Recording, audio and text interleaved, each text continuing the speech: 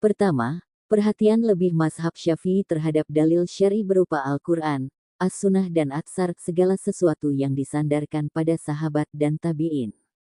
Hal ini disebabkan pendiri mazhab Syafi'i yakni Muhammad bin Idris Asy-Syafi'i, merupakan murid kinasi Imam Maliki bin Anas, pendiri mazhab Maliki. Beliau Imam Malik bin Anas dikenal dengan seorang yang pakar dalam bidang hadis. Ini dibuktikan dengan salah satu karya monumental beliau Al-Muwatta yang berisikan 5.000 hadis sahih. Di samping murid dari Imam Maliki, pendiri mazhab Syafi'i juga belajar kepada Imam Hambali yang terkenal juga dengan kepakarannya dalam bidang hadis. Kedua, perhatian lebih mazhab Syafi'i terhadap jenis-jenis qiyas dan dasar-dasar istinbat penggalian hukum yang banyak dipakai mazhab Hanafi dan pengikutnya. Selain itu beliau Imam Syafi'i merupakan bapak penemu ilmu usyul fikih. Suatu disiplin ilmu yang sangat penting sebagai pedoman untuk menggali hukum Islam dari Al-Quran dan hadis.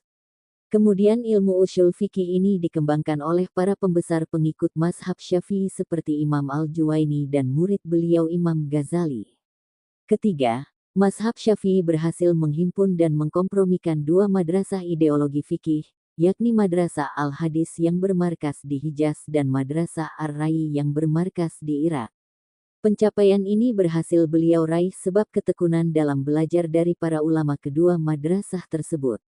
Keempat, banyaknya para mujtahid yang lahir dari mazhab Syafi'i seperti Izzuddin bin Abdissalam Ibnu Daqiq al-Id, Imam Tajuddin As-Subki, Imam As-Suyuti dan lain-lain. Kemudian para imam ini mengembangkan dan menyebarluaskan mazhab Syafi'i. Kelima, banyaknya kitab-kitab yang dikarang oleh para ulama mazhab Syafi'i yang bertujuan untuk mentahqiq mazhab, meneliti pendapat mazhab apakah sesuai dengan Al-Quran dan Al-Hadis dan memudahkan para pelajar mempelajari mazhab Syafi'i. Keenam, pengikut mazhab Syafi'i tersebar di penjuru dunia, bahkan menjadi mazhab terbesar dengan pengikut terbanyak. Ketujuh, menjadi mazhab yang banyak mencetak para mujadid di setiap zaman, seperti Imam Syafi'i sebagai mujadid abad kedua, Abu Al-Abbas bin Suraij sebagai mujadid abad ketiga, Abu Al-Tayyib Sahal Al-Saluki sebagai mujadid keempat, Abu Hamid Al-Ghazali sebagai mujadid abad kelima.